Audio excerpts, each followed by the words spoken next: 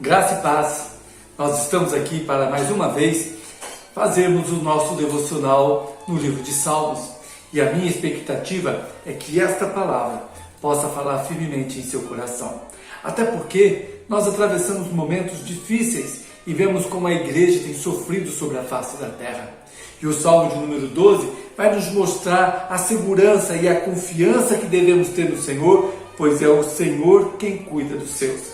Vamos lá para o Salmo?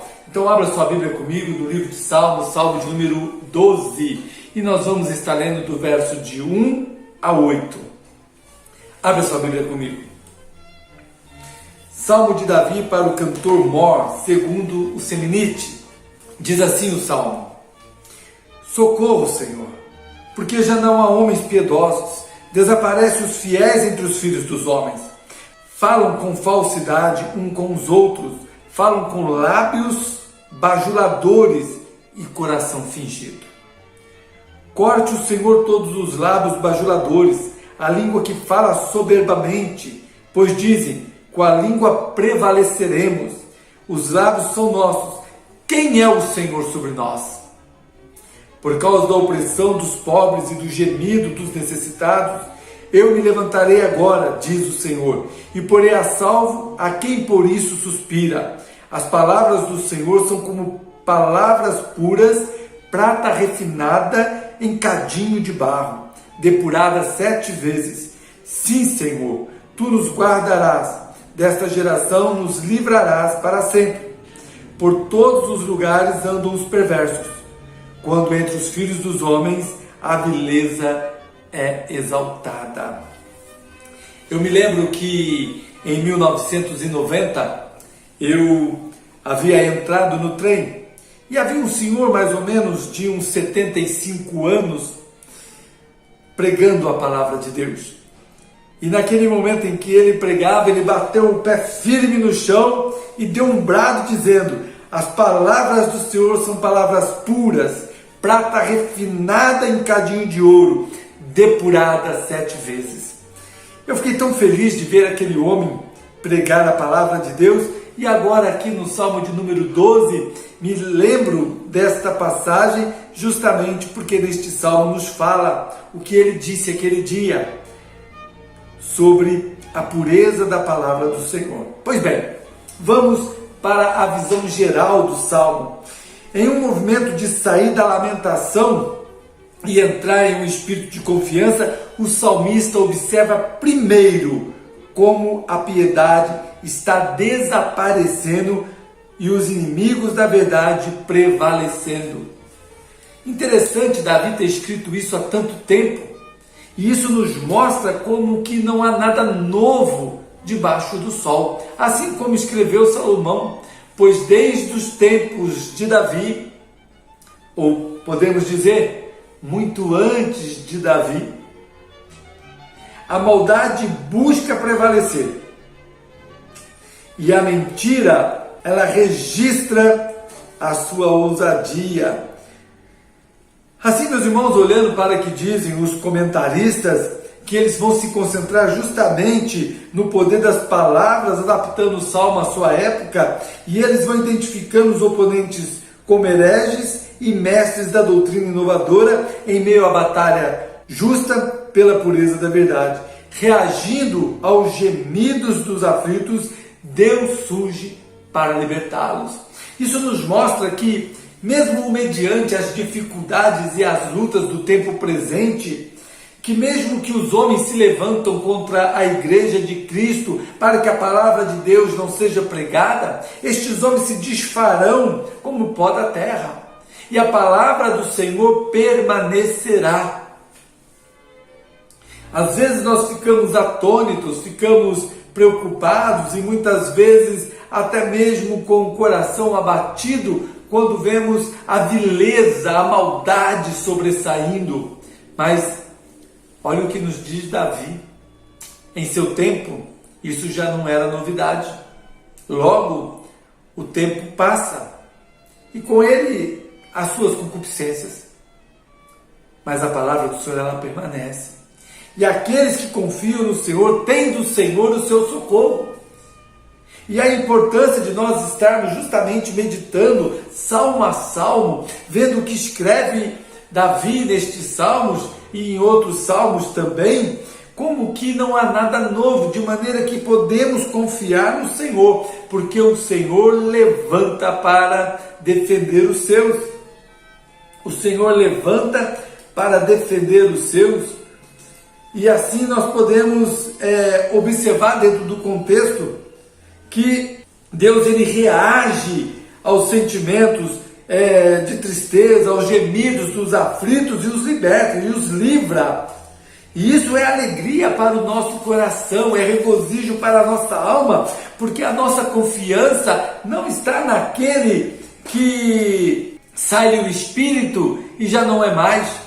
Não, a nossa confiança não está no homem, a nossa confiança está em Deus, no eterno, aquele que é de geração e geração. Nossa confiança, ela está em Deus, depositada em Deus, pois é Ele quem se levanta para libertar os aflitos e garantir a eles segurança.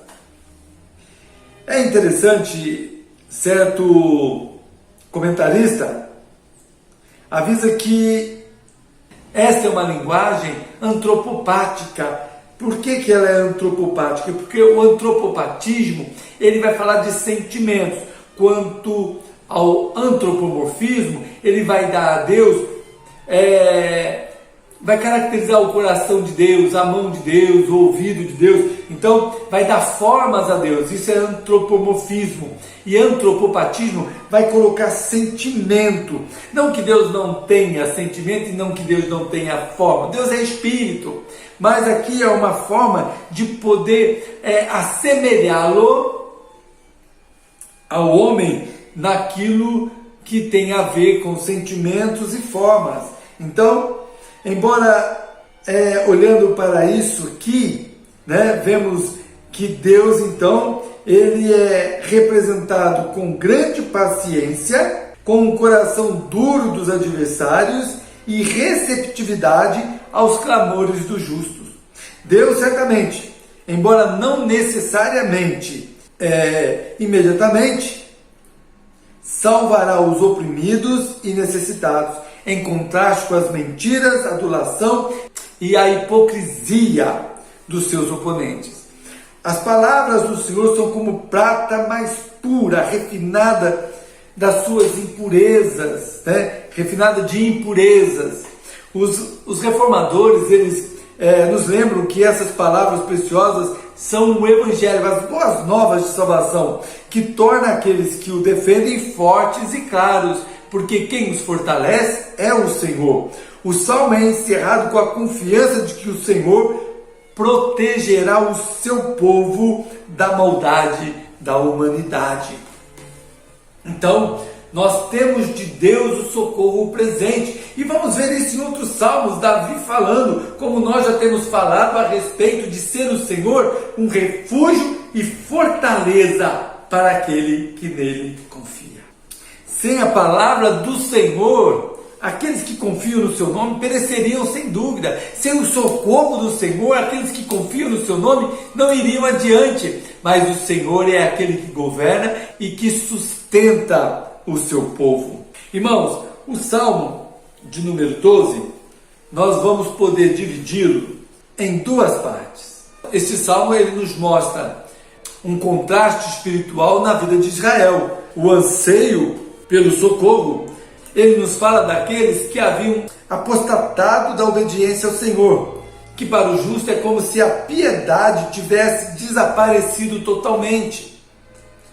O outro contraste no Salmo é entre as palavras mentirosas dos ímpios e as palavras infalíveis do nosso Deus. Então a primeira parte desse Salmo ele vai do verso de 1 a 4 e é o discurso fútil dos ímpios. E nós vemos aqui bem no finalzinho do verso de número 4, ele dizendo: quem é o Senhor sobre nós? Arrogantes, né? São arrogantes. São arrogantes. Os ímpios são arrogantes. Eles não temem a Deus.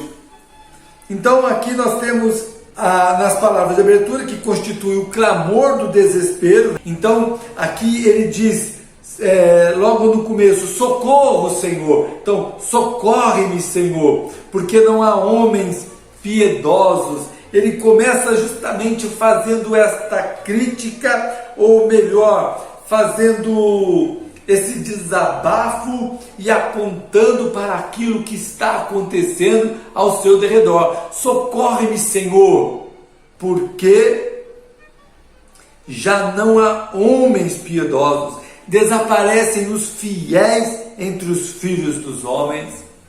Me faz lembrar daquela passagem de Elias, que quando fugiu para o Monte Horebe, orava ao Senhor dizendo: Senhor, o povo se corrompeu e só eu sobrei, e agora procuram tirar minha vida. E disse o Senhor: desce, porque há na terra 7.000 homens que não se dobraram ante a Baal. Elias desce, sabendo que não estava só. Assim, Deus é aquele que preserva aqueles que nele confiam. O Senhor é aquele que preserva o santo. O Senhor é aquele que preserva aqueles que são obedientes à sua palavra. É o Senhor quem sustenta a sua igreja. E nós temos que ter isso claro em nossa mente. Nós temos que ter isso claro. Uma vez, uma pessoa chegou para mim e disse assim: olha, do jeito que vai o gasto desnecessário de água, logo, logo não haverá mais água sobre a face da terra. Eu ouvi aquilo e foi tão interessante que logo após ter ouvido aquilo, uma outra pessoa, dentro do mesmo discurso, comentou comigo o seguinte: haverá água na terra até quando Deus desejar que tenha. Nós não podemos jamais, em momento algum, em hipótese alguma, desassociar esta verdade. O Senhor reina.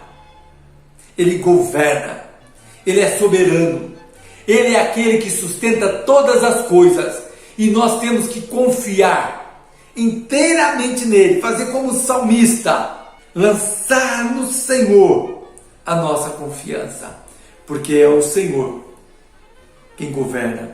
Aqui ele faz esse comentário, esse roshá, dizendo socorre-me, que também no texto hebraico está no Salmo 118, no verso 25, o grito de socorro.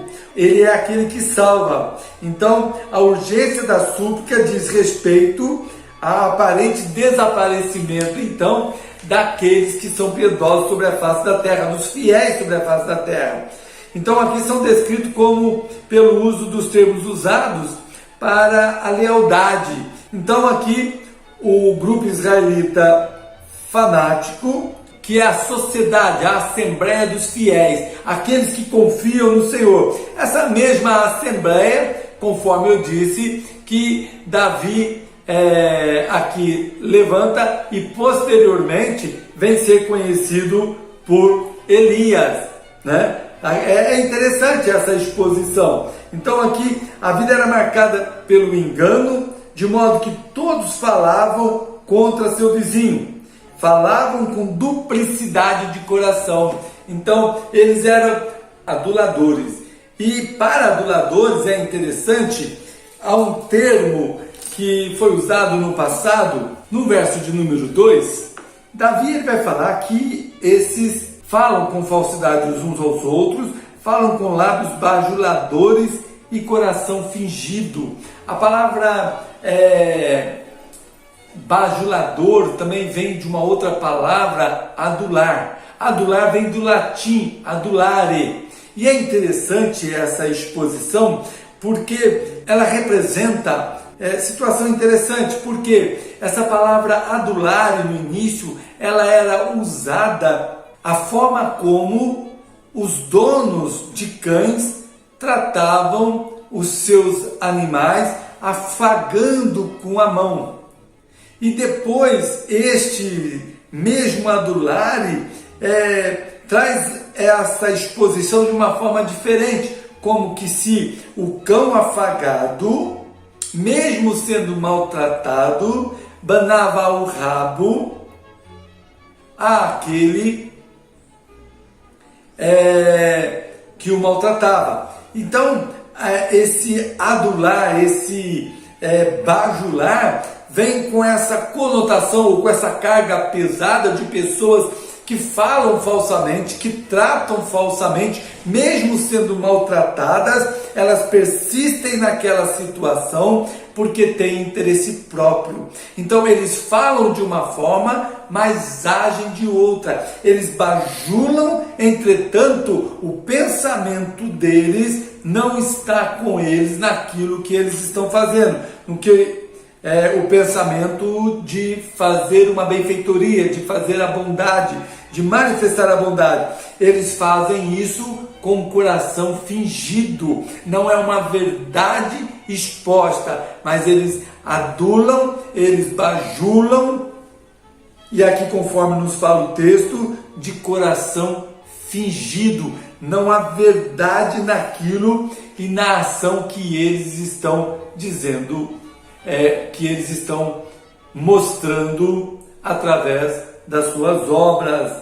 O salmista, ele adiciona o seu clamor por socorro, um apelo para que o Senhor intervisse. E aqui assim, cortando todos os fraudulentos e os que se vangloriavam em sua arrogância.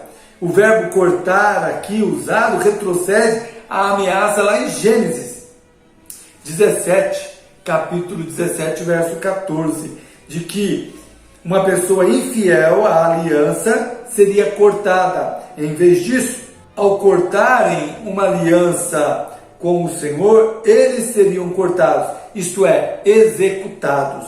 Seus lábios estão a seu serviço e desafiam a todos que prevalecerem contra eles. Então aí entra justamente este texto do verso de número 4, aonde ele diz: quem é o Senhor sobre nós? Então é como que arrogância, é como que em arrogância se levantassem eles contra o Senhor, dizendo: quem é o Senhor sobre nós? E é interessante que mais tarde, a gente vai ver lá no livro de Oséias, no capítulo de número 4, verso 1 e 2, como também em Jeremias, capítulo de número 12, verso 6, que eles vão ser usados por Deus para repreender aqueles de fala dobre, aqueles que têm língua mentirosa, gananciosa, língua fraudulenta.